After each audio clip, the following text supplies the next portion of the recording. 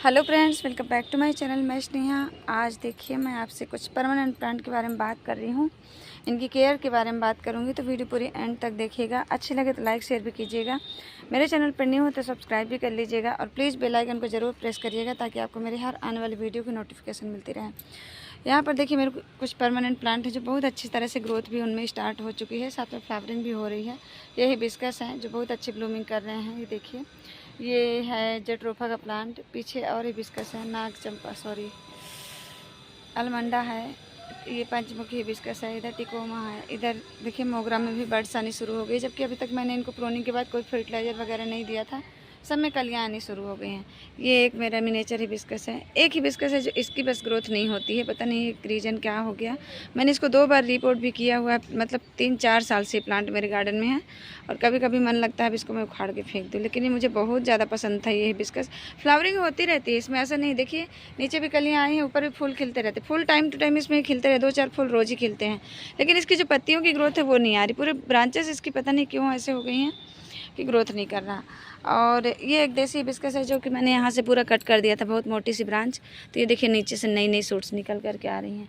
और इधर हमारे सारे हिबिस्कस हैं, ये भी सारे बहुत अच्छे से ब्लूम्स हो रहे हैं। हिबिस्कस फर्टिलाइज़र मैंने आपके साथ शेयर किया था। आज मैं बात करने वाली हूँ पेंटास के प्लांट पे। ये मतलब मुझे किसी ने सब्सक्राइबर फ्रेंड ने बोला भी था कि पेंटास की केयर पे आप बताइए पूरी डिटेल में, तो मैं उन्हीं की रिक्वेस्ट पर ये वीडियो आज बना रही हूँ पेंटास पर। और अच्छी लगे तो पूरी वीडियो ज़रूर देखिएगा, फुल इन्फॉर्मेशन आपको मिलेगी जो भी इस प्लांट के बारे में है। अगर आपको बता दूं तो बहुत ही खूबसूरत सा प्लांट होता है। मैं बैठ करके आराम से आपको इसकी डिटेल बताती हूँ। और बहुत ही खूबसूरत सा प्लांट होता है, कटिंग से इजीली ग्रो हो जाता है। कटिंग इसकी आप देखिए, एक ब्रांच टूट गई यहाँ पर ही निकालते निकालते। तो जैसे इस तरह की ब्रांच टूट गई है तो अभी हम इसकी कटिंग को ग्रो कर सकते हैं। तो कटिंग से इजीली ये ग्रो हो जाता है। आप इसकी रेनी सीजन में कटिंग लगाएं तो सबसे बेस्ट है, नहीं तो आप इसकी कटिंग फरवरी में भी लगा सकते हैं। फरवरी में लगाएंगे कोकोपीट और सैंड के मिक्सचर में आप इसकी कटिंग को लगा दीजिए। ये देखिए जो प्लांट आप देख रहे हैं ना, ये मेरा कटिंग से लगा हुआ प्लांट है। इसका जो मदर प्लांट है उधर कॉर्नर में रखा हुआ, उसकी ग्रोथ ज़्यादा अच्छी नहीं हो रही है। तो जब प्लांट को हम हमेशा मतलब ठीक से उसकी केयर करते रहते हैं तो ये ऑल टाइम पूरे टाइम ये ग्रोथ करता रहता है।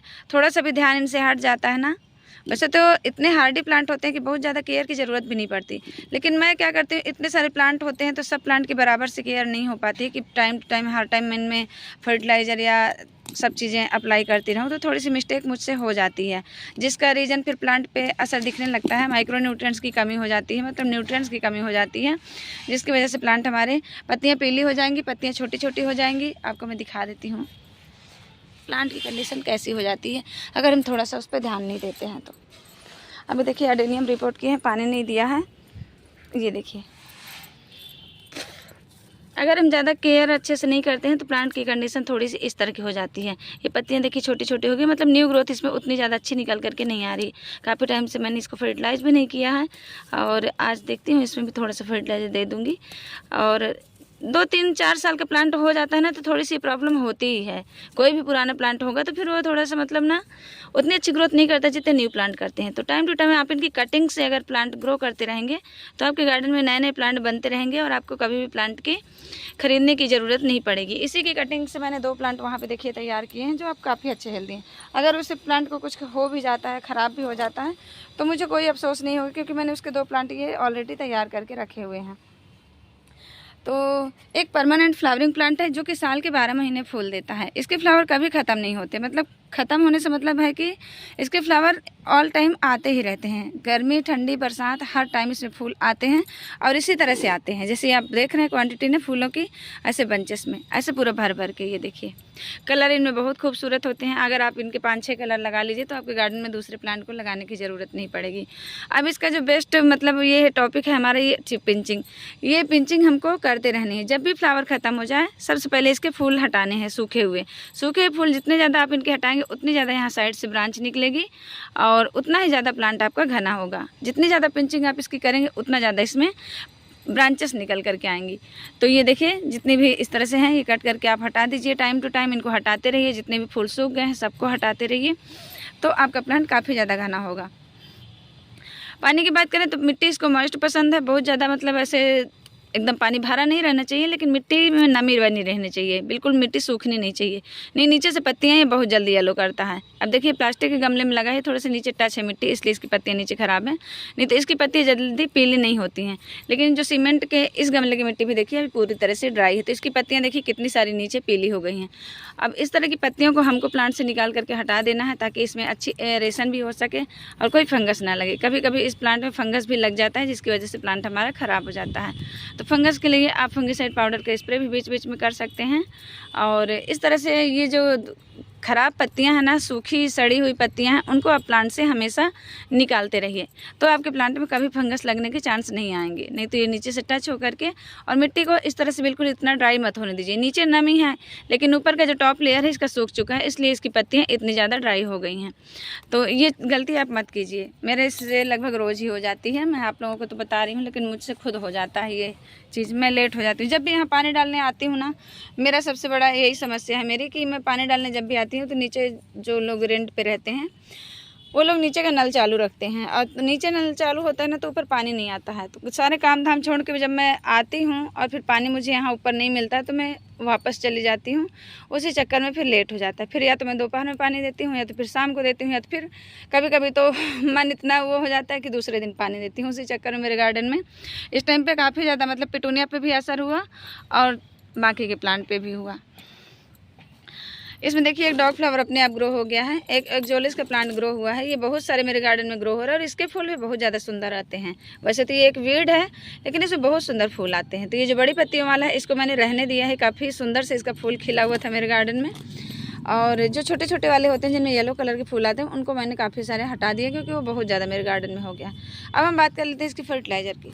फर्टिलाइज़र हमको इसको हर महीने या 2 महीने में एक बार कम से कम ज़रूर देना है। फर्टिलाइज़र में देखिए आप या तो गोबर की खाद ले सकते हैं, या तो वर्मी कंपोस्ट ले सकते हैं, या तो फिर किचन वेस्ट कंपोस्ट ले सकते हैं। आप कंपोस्ट में से कोई भी कंपोस्ट जो आपके पास अवेलेबल हो। वर्मी कंपोस्ट है तो सबसे बेस्ट है, नहीं है तो कोई बात नहीं, आपको जो भी मिल जाती है आप उसका यूज़ करिए। उसके बाद हम लेंगे यहाँ पे थोड़ा सा 2 मुट्ठी के लगभग ये नीम खली, ये देखिए ये नीम की खली है।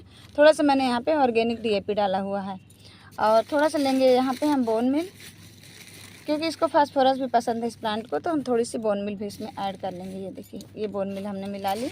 अगर आप लोगों को बोन मिल नहीं पसंद है तो आप थोड़ा सा सिंगल सुपर फास्फेट ले सकते हैं, या तो फिर DAP के मतलब ऑर्गेनिक DAP ले सकते हैं। थोड़ा सा हम डालेंगे इसमें 1 चम्मच ये माइक्रो न्यूट्रिएंट्स। इन सब चीज़ों को हम मिक्स कर लेंगे।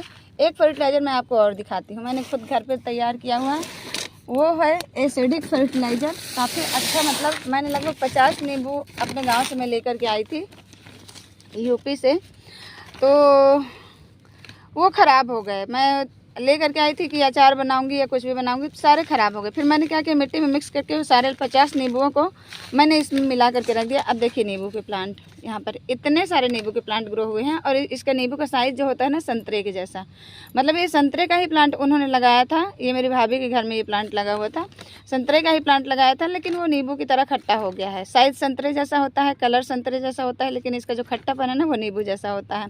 तो लोग खाते रहे, और प्लांट पूरा एकदम मतलब कम से कम तो उसमें 1000 से ज़्यादा फ्रूट लगे हुए थे, और इतना अच्छा लगा था कि हम ले आए थे। तो देखिए 1 मुट्ठी, अब इन प्लांट को मैं क्या ही करूँगी, एक आध प्लांट लगाना होगा तो लगा दूँगी, वैसे नींबू प्लांट मुझे नहीं लगाना है। तो ये 1 मुट्ठी ये फर्टिलाइज़र मैं अपने इसमें मिलाऊँगी। ये बहुत अच्छा एसिडिक है, और क्योंकि जो हमारे फ्लावरिंग प्लांट होते हैं ना एसिडिक लवर होते हैं, तो ये हमारे प्लांट के लिए प्लांट को एसिडिक बनाएगा, मतलब मिट्टी को एसिडिक बनाएगा।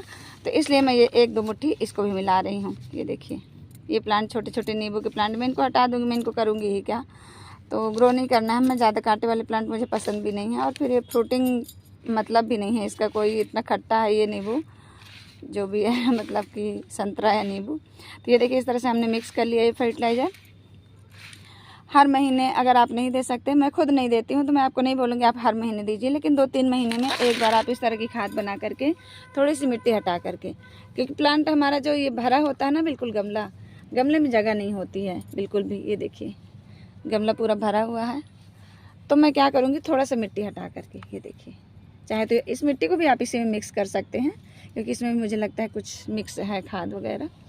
तो ये देखिए इस तरह से थोड़ी सी, अब ये फर्टिलाइज़र 1 मुट्ठी भर के पूरा एक मुट्ठी भर के हम अपने प्लांट में डाल देंगे। ये देखिए इस तरह से। अभी बेस्ट सीज़न है जो गर्मियों का सीज़न, ये फरवरी का सीज़न है ना, सभी प्लांट को फर्टिलाइज करने का है। अब यहाँ पर देखिए एक ये प्लांट एक जोलिस का, ये देखिए इतना ज़्यादा इसके सीड बिखरते हैं पूरे गार्डन में। आपके मेरे अडेनियम में बहुत इसने परेशान करके रखा। तो यहाँ पर देखिए इस तरह से, इसमें मुझे मिट्टी हटाने की ज़रूरत नहीं, इसमें मैं ऐसे ही दे दूँगी। ये देखिए कुछ टाइम पहले आपने देखा था, ये वाली कटिंग मेरी ग्रीन थी, ये वाली कटिंग में बिल्कुल लाइट कलर की पत्तियाँ थी, ये ऐसे लाइट ग्रीन कलर की। लेकिन उसके बाद मैंने फिर इसमें थोड़ा सा फर्टिलाइज़र दिया था, यही सब फर्टिलाइज़र दिया रहा, तो उसके बाद इसकी पत्तियाँ देखिए सारी ग्रीन होंगी। इनके फ्लावर हम हटा देते हैं ताकि इनमें न्यू ग्रोथ हो और ये बहुत अच्छे से चले हमारा प्लांट। तो ये देखिए इस तरह से हमने फर्टिलाइज़र दे दिया। तो ये फर्टिलाइज़र आप मंथली दीजिए, 2 महीने में दीजिए, 2 महीने में कम से कम एक बार दे दीजिए तो भी अच्छा है ना। तो इस तरह से आप कर सकते हैं। अब इसको तो बड़े पॉट की ज़रूरत है, मैं सोच रही हूँ इसको रीपॉट कर दूँगी, लेकिन अब वही है कि थोड़ा सा मैं रीपॉट ही कर दूँगी इसको रहने देते हैं। चलिए बाकी के बड़े प्लांट में देखते हैं। कटिंग से लगे हुए प्लांट देखिए फ्लावरिंग कितनी अच्छी है। फ्लावर आपको हटाते रहना है टाइम टू टाइम। अभी मैं 1-2 कटिंग इनकी भी लगा दूँगी। ये प्लांट मैंने फर्स्ट टाइम ही लिया है इस बार, ये वाला कलर बहुत सुंदर सा कलर है। इसमें थोड़ा सा वेरिएशन है वाइट और पिंक का, जो बहुत ज़्यादा खूबसूरत लगता है। पानी की बात हमने बता दी आपको। सनलाइट इसको आप फुल सनलाइट में रखिए। आप मई जून में इसको ग्रीन नेट के नीचे रख सकते हैं, बाकी फुल सनलाइट में बहुत अच्छा चलता है। पूरे विंटर ये सनलाइट में रहता है, पूरे समर भी आप इसको रखते हैं सनलाइट में तो भी चल जाता है। लेकिन हाँ, थोड़ा सा मई जून की जो तेज़ धूप होती है 40-45 डिग्री वाली ना, उसमें थोड़ा सा ग्रीन नेट के नीचे रखिएगा तो प्लांट आपका ज़्यादा हेल्दी रहेगा। तो मैं तो छाया बना लेती हूँ साड़ियों के कवर से, मतलब साड़ियों से। जो पुरानी साड़ियाँ तो नहीं होती है, नई साड़ियाँ होती है, क्योंकि पुरानी साड़ियाँ अगर हम लगाते हैं ना तो 1 महीने में ही फट जाती है। तो इसलिए मैं जो यूज नहीं होती, जो बहुत सालों से पड़ी हुई साड़ियाँ होती हैं ना मेरे घर पे, जिनको मैं नहीं पहनती हूँ, उनको मैं इस तरह से कवर बना के लगा लेती हूँ। आपको दिखा दूँ, आज ही लगाया हुआ मैंने ये मैंने लगाया अडेनियम के लिए, क्योंकि 3 दिन से अडेनियम मेरे धूप में पड़े हुए थे रिपोर्टिंग के बाद। तो आज मैंने यहाँ पे ये 2 साड़ियाँ जोड़ करके ये छाया बना ली है। अब सूर्य भगवान आ तो नहीं, लेकिन डायरेक्ट नहीं आ रहे हैं, मतलब हाफ सनलाइट मिल रही है यहाँ पर। तो अगर आपके पास ग्रीन नेट नहीं है तो ये तरीका बेस्ट है मेरे हिसाब से। साड़ियों का जो वज़न होता है वो भी हल्का होता है और ग्रीन नेट का वज़न भी ज़्यादा हो जाता है। अगर हमारे पास अच्छे से उसकी फिटिंग के लिए, मतलब हमने आयरन से उसको फिट नहीं करवाया, तो जगह जगह मतलब प्लांट, फिर हमारा प्लांट के ऊपर जब भी आंधी तूफान आ गया तो गिरता रहता है। तो इससे अच्छा बेस्ट यही है कि हम ऐसा मटेरियल यूज करें जो हमारे गार्डन में प्लांट को नुकसान न पहुँचाए। अगर ये कभी साड़ियाँ गिर भी जाती है ना, तो हमारे प्लांट डैमेज नहीं होते हैं, ये चीज़ होती है। इसलिए मुझे बेस्ट ऑप्शन लगता है, फ्री ऑफ कॉस्ट है, मुझे बाहर कुछ लेने जाना नहीं पड़ता। मैं घर पे थोड़ी सी मेहनत करके इसको तैयार कर लेती हूँ और फिर अपने प्लांट के लिए छाया बना लेती हूँ। 2 साड़ियाँ मैंने जोड़ के यहाँ के लिए बनाया है, 2 साड़ियाँ जोड़ के मैंने सेकंड फ्लोर के लिए बनाया है। अभी यहाँ पे नहीं लगाऊंगी क्योंकि यहाँ पे अडेनियम है, अडेनियम को अच्छी धूप चाहिए और अभी धूप तो आ रही। तो ये देखिए इसको भी हमने दे दिया। नीचे के सारे पीले पत्ते आपको हटा देने हैं। इस तरह से आप केयर करिए। इसके बाद आप एक बार अच्छे से पानी दे दीजिए। आज मैंने वाटरिंग नहीं की है अपने गार्डन में अभी, और क्योंकि मैंने कि मैं पहले किचन के काम कंप्लीट करती हूँ, उसके बाद फिर मैं गार्डन में आती हूँ, तो थोड़ा सा मुझे टाइम लग जाता है। अगर आपके पास ऑर्गेनिक पोटास है तो उसको भी मिक्स कर दीजिए थोड़ा सा, उससे आपके प्लांट की फ्लावरिंग और ज़्यादा बढ़ जाएगी। नहीं है तो आप इसमें बनाना पील फर्टिलाइज़र भी दे सकते हैं। क्वांटिटी आप बना करके, जैसे 3-4 छिलके हैं, आप इसको 5 लीटर पानी में मिक्स करके और फिर डाल सकते हैं। एक दर्जन छिलके हैं तो आप उसको 5 लीटर की बकेट में घोल कर रखिए, लेकिन उसमें 15 लीटर पानी और मिक्स करके तब प्लांट में दीजिए। बहुत ज़्यादा दे देंगे तो आपके प्लांट की सारी पत्तियाँ पीली होकर के प्लांट आपका पूरा प्लांट तो नहीं मरेगा, लेकिन पत्तियाँ सारी गिरा देगा वो पीली होकर के। तो ज़्यादा क्वांटिटी नहीं रखनी है। बनाना पील आप जब भी देते हैं इस तरह से, ये देखिए इसमें हमने थोड़ा सा गुड़ाई जैसे कर देना है। मैं कुछ टूल लेकर आई नहीं हूँ। और ये मुट्ठी भर के कंपोस्ट हम इसमें डाल देंगे। ये थोड़ा सा अभी एक तरह से मल्चिंग भी रहेगी हमारे प्लांट में गर्मियों में, और हमारे प्लांट को न्यूट्रिएंट्स भी देता रहेगा, तो प्लांट काफ़ी अच्छे हेल्दी रहेंगे। तो बस फ्रेंड्स यही बताना था। पानी में ला के डाल दूँगी। अभी मैं कुछ लेकर के आई नहीं हूँ। पानी मुझे देना ही है गार्डन में, क्योंकि मैंने सुबह से अभी पानी नहीं दिया है। ये देखिए इस तरह से बर्न होने लगते हैं। ये पानी की कमी की वजह से होता है। कुछ लोग बोलते हैं हमारी प्लांट की पत्तियाँ ब्राउन हो रही हैं, तो पत्तियाँ यही होती हैं, जहाँ पानी की कमी होती है तो प्लांट सूखने लगता है। अब जब ये फ्लावरिंग ख़त्म होगी ना, तो मैं इसको यहाँ से कट करूँगी। ये देखिए यहाँ से ऊपर से नहीं कट करूँगी, यहाँ से कट करूँगी। यहाँ से देखिए 2 साइड ब्रांच निकल रही हैं, फिर ये नीचे वाली भी निकलेंगी, फिर इसी तरह से हमारा प्लांट और ज़्यादा घना होगा। तो इस तरह से ये अभी बहुत लंबे लंबे हो गए हैं तो मैं इनको सबको कट कर दूँगी। अभी फ्लावरिंग कर ली है, अभी सब में फ्लावर आए हुए हैं, नई कलियाँ बन रही हैं। प्लांट को और घना बनाना है तो आप इसकी पिंचिंग टाइम टू टाइम ज़रूर करते रहिए। तो बस यही इतनी सी केयर है, बहुत ज़्यादा केयर करने की ज़रूरत नहीं होती है। बस एक बार आपने कर दिया, पानी आप इसको रेगुलर दीजिए, पानी रेगुलर चाहिए होता है। और हाँ, चेक करके दीजिएगा, पानी बहुत ज़्यादा मतलब अगर आपकी मिट्टी थोड़ी चिकनी है तो उसमें बहुत ज़्यादा पानी देने की फिर ज़रूरत नहीं है। लेकिन मिट्टी इसको वेल ड्रेन ही पसंद है, काफ़ी पोरस मिट्टी पसंद है। सैंड की मात्रा आप अच्छे से मिक्स करिए जो भी मिट्टी मिलाते हैं। और मेरे गार्डन में इतना वीड्स ग्रो होती है कि मैं वीड्स हटाते हटाते परेशान हूँ। सबसे ज़्यादा यहाँ पर ग्रो होता है ये भृंगराज, ये देखिए।